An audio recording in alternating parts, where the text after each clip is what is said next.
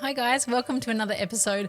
Today Christina and I are going to be reacting to some viral Instagram videos. We don't know who they're going to be, but we're really excited to see them.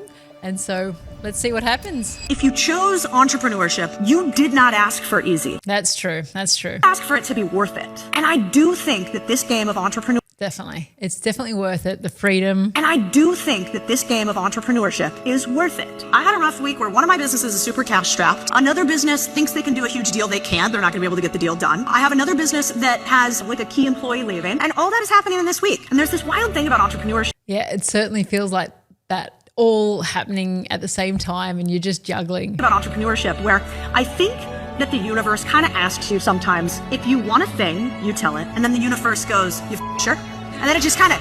That's for sure. It makes you prove it. Entrepreneurship, without a doubt, is the biggest growth vehicle. And so if you want to grow, it's inevitable. And so you just keep getting bigger, you keep getting more self-expressed, and it's scary. It's really scary. But it is so worth it. I laugh every time I hear people saying, yeah, you know, I don't like working for other people, so I want to work for myself because I want to set my own hours. Yeah, right. Let me tell you what, when you work for yourself, there's no Christmas, there's no fucking Easter. You're working through all those holidays. Every day something bad happens. I mean, this is true, but it feels so soul-crushing. And we like to talk about balance. A lot of people are like, you can't have balance in entrepreneurship, you can't have balance. But balance doesn't mean that things are even. Balance means that there's a alignment with your values and your joy, and there's room for everything. And so this sounds exhausting to me. Every day there's problems. Every day somebody's trying to fuck you. And every day there's problems, but every day there's gifts.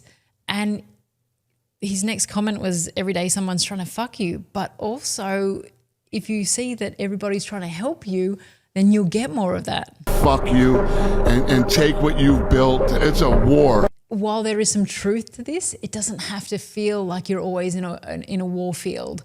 And so the more that people focus on what they don't want or the hardships of it, the more they're going to see it. And that's actually the reticular activating system in the brain looks for more evidence of it. So personally, I look for the joys, the gifts, and the support.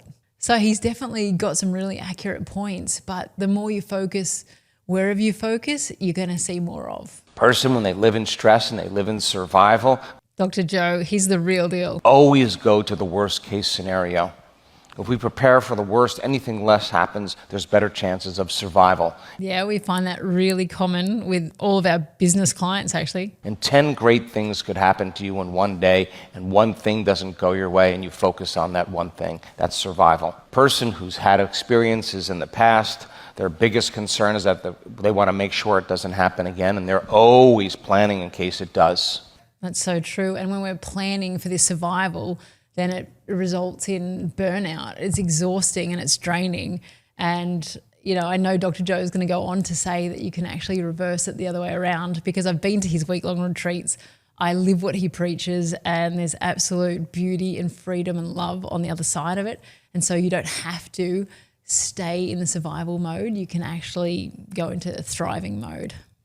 The thing that we think we want is not what we want. We want what we think is on the other side of having it. And that experience is already in me. So I can have the experience of a house in the south of France before even having the house, at which point I may no longer need to have the house. We're everything that we're looking for. We're under the impression that it's out there is the means to getting that experience. And that's the facade, that's the lie, that's the pretense. And that's why people are victims of their circumstance, but they're not. It's the perception of the circumstance because they think there's something lacking in them in the first place.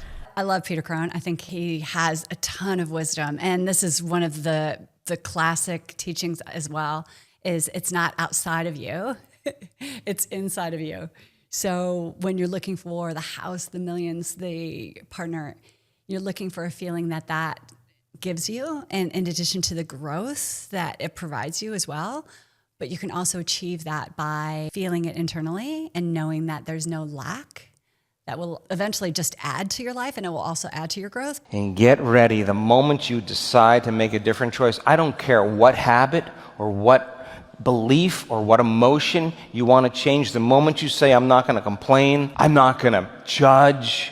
This is so important. The moment that you decide or you make a different choice from a negative emotion, then you immediately, I feel like you upgrade your whole operating system. That's honestly the biggest power that we have, is to change our mind at the moment that something comes up that you're not aligned to, that you're not excited about, that you don't want. I'm not going to make excuses, not going to feel sorry for myself. 5% of the conscious mind. Yeah, let's go. 95% says, he'll last 10 minutes. We just need a little traffic. We just need a little scrolling, whatever. He'll just default right back to that character again. And all of a sudden. Okay, so this is really cool, because what he's saying, he's literally saying, if you don't change your subconscious beliefs, there is no way that you can change your conscious actions or your conscious ideas. So even though you're like, oh, I'm not going to complain anymore. I'm not going to do this. I'm going to be positive. I'm going to do this stuff. He's saying, which is the coolest thing, is your conscious mind is on board 5%. And he's like, okay, your conscious mind is like, yeah, cool, we'll do that. We're not going to complain. We're not going to gossip. We're going to be so good. And then the 95% is like, of the subconscious mind is like, nah, he's not going to last, dude. He's going to last 10 minutes and that's it. That's all he's going to have. And that is what you call willpower, not discipline. So I love this, because if your subconscious mind is not on board with what you reframe, it will not stick. Whew, I needed to hear this quote today. I love this guy. You will remain the same Nicholas John. until the pain of remaining the same is greater than the pain of change. This is huge. We are only moved by pain. So as soon as I feel like a lot of entrepreneurs, and we're in this boat, like, it's like we'll move to a certain point and then it is comfortable enough that you don't move anymore.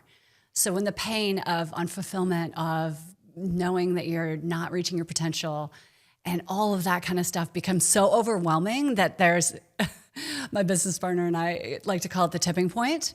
That pain is so overwhelming that I have to change. This cannot stay the same. Is exactly when you decide to change. So pain is actually what moves us, not anything else. The pain of staying the same becomes stronger than the comfort of being where you are.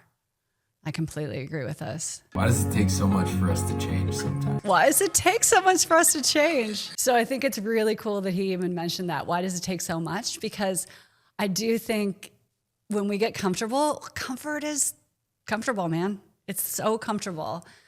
And then you get to a point where it just feels like there's got to be more. And I think that's at the point where a lot of people, especially driven entrepreneurs and business owners and athletes, we want to really reach our full potential. And the pain of not reaching our full potential is essential. It's like part of our DNA. And it can be with anybody as well. But I really love what he said. All right, so I hope that was really valuable. Some high performance coaches letting you know what we feel about a lot of these amazing leaders in the industry, and definitely aligned with the few people that I saw. So I thought that was unbelievable. If you have any other things that you want us to look at or you want our reactions on, send them our way.